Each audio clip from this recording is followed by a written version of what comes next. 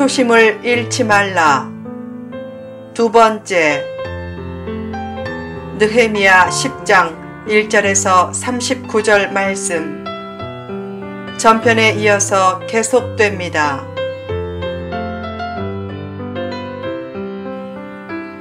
2.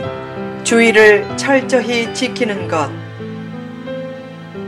당시 이스라엘 백성들은 안식일과 안식년을 철저히 지키겠다고 다짐했다.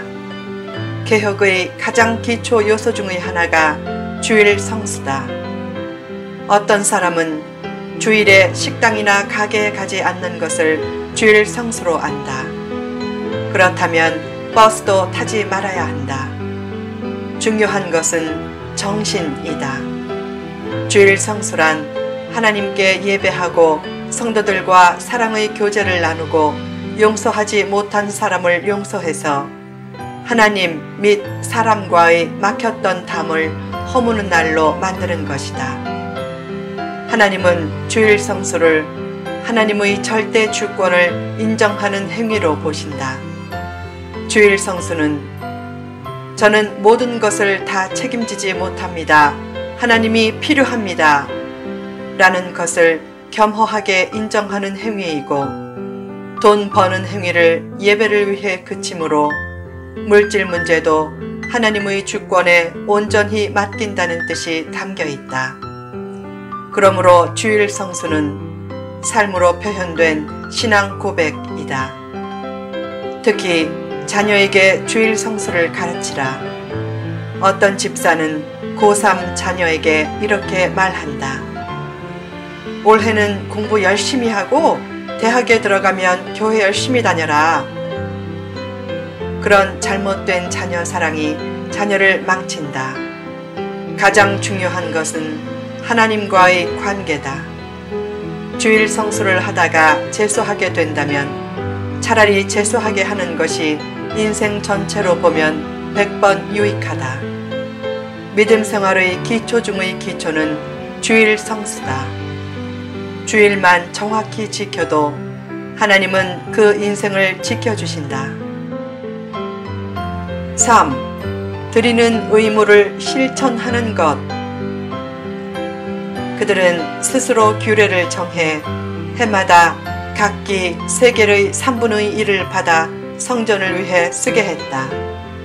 당시에 제사를 담당한 레위 사람들과 제사장들 중 먹고 사는 문제가 힘들어 성전 봉사에서 이탈하는 사람들이 있었다. 그래서 백성들은 11조의 언약을 새롭게 하고 헌금의 책임을 인식하므로 제사장들의 이탈을 막았다. 헌금은 성도의 책임적인 믿음을 나타낸다. 11조의 원래 의미는 사역자의 생활을 위한 것이지만 크게 보면 교회 사랑의 지표이다. 어느 날 교회 여전도 회장이 담임 목사를 찾아와 말했다. 목사님, 다음 주일에 교인들에게 빈병 폐품을 모아서 가져와 달라고 해주세요. 그것 팔아서 교회 일을 할게요. 목사가 설득했다. 집사님, 교회 일은 자기 물질을 구별해 드려서 하는 것이지 폐품 팔아서 하는 것이 아닙니다. 그래도 너무 간곡히 부탁해서 다음 주일에 유머를 섞어 광고했다. 여러분, 집에 빈병이나 폐품 있으면 교회로 가져오세요. 여전도 회장님에게 살림살이 좀 보태줍시다. 교인들이 다 웃었다. 그런데 예배 후에 여전도 회장이 화를 내며 목사를 찾아왔다. 저를 어떻게 보고 그런 소리를 하세요? 제가 거지인 줄 아세요? 목사는 오해한 줄 알고 달래며 말했다.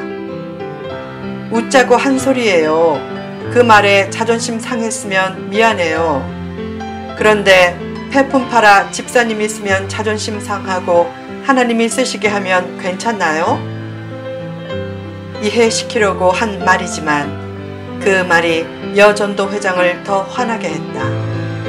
결국 그녀가 씩씩거리며 돌아갔다. 그날 밤 그녀가 천국 가는 꿈을 꿨다.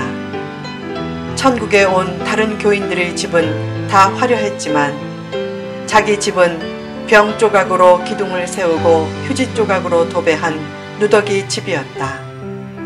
그 집에 크게 쓰인 자기 이름을 보고 그녀가 충격을 받고 잠에서 깬 후 결심했다. 앞으로 인색하게 살지 말자. 그 다음부터 잘 드리고 베풀면서 크게 칭찬받는 성도가 되었다.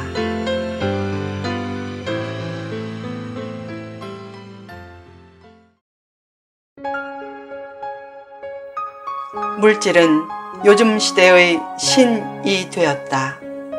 물질의 신과 투쟁을 잘 하라. 11조는 물신주의의 이단에 넘어가지 않는 헌신의 최소 단위다. 성도는 11조에서 더 나아가 선교와 구제에도 힘써 동참해야 한다. 성도가 자기와 자녀를 위해서는 돈을 마음껏 쓰면서도 복음과 이웃 사랑을 위해서는 전혀 쓰지 않는다면 심각한 정체성 문제가 대두된다. 요새 해외여행을 가는 사람이 많아졌다. 열심히 일하고 적절한 수준의 여행을 누리는 것은 잘못이 아니다. 그러나 여행에는 돈을 쓰면서 선교에는 돈을 쓰지 않는 것은 문제다. 여유가 될 때 최소 비용만 대주며 자녀에게 유학의 길을 열어주는 것도 잘못이 아니다. 그러나 유학을 위해서는 한 달에 몇백만 원도 쓰면서 선교를 위해서는 한 달에 몇십만 원도 쓰지 않는다면 부끄러운 일이다. 자신의 필요와 누림을 희생하고 선교와 구제에 물질을 드리면 하나님은 그 드린 것을 기억하고 최상의 것으로 신비하게 갚아주실 것이다.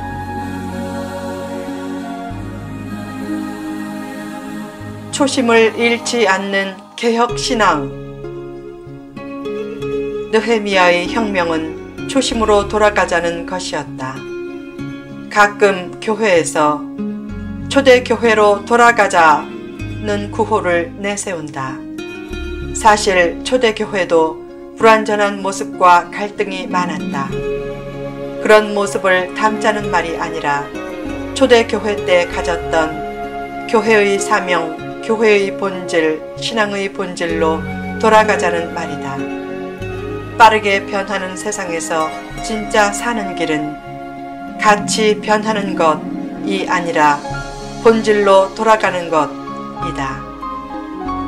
어느 날 한 동네에서 6살짜리 아이들이 부부놀이를 하며 말했다. 여보, 어서 출근하세요. 여보, 뽀뽀해주세요. 그 장면을 보고 한 할아버지가 어디서 그런 놀이를 하느냐 라고 호통을 쳤다.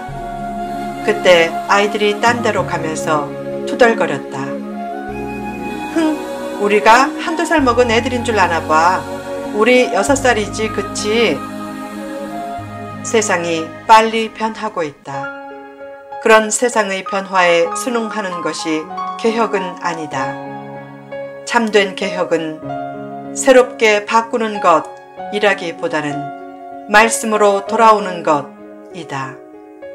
사실 변하자, 바꾸자 하는 것보다 오히려 변하지 말아야 할 것을 꼭 붙드는 것이 더 중요한 개혁의 본질이다. 세상은 변해도 오직 주님만 바라보는 삶, 주일 성수, 헌금 생활, 감사 생활, 봉사 생활, 그리고 사랑하고 용서하는 삶은 변하지 말아야 한다. 요새 교회가 변해야 한다고 하면 거의 세상과 맞춰 변해야 한다는 얘기다. 그래서 교회 프로그램이 많아졌다. 그런데 그런 프로그램이 없던 때보다 더 신앙이 좋아졌느냐 하면 그렇지 않다. 지금은 오히려 너무 많아진 교회 프로그램을 줄이는 것이 진짜 개혁이다.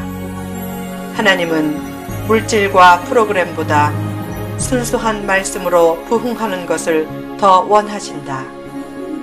말씀으로 돌아가라. 말씀 한마디라도 더 실천하려고 하면 바로 거기서부터 교회 개혁과 진정한 교회 부흥은 시작된다. 어느 날 두 사람이 도둑질 하다가 잡혔다. 판사는 그들 이마에 죄인이란 뜻의 S자를 새기게 하고 감옥에 보냈다.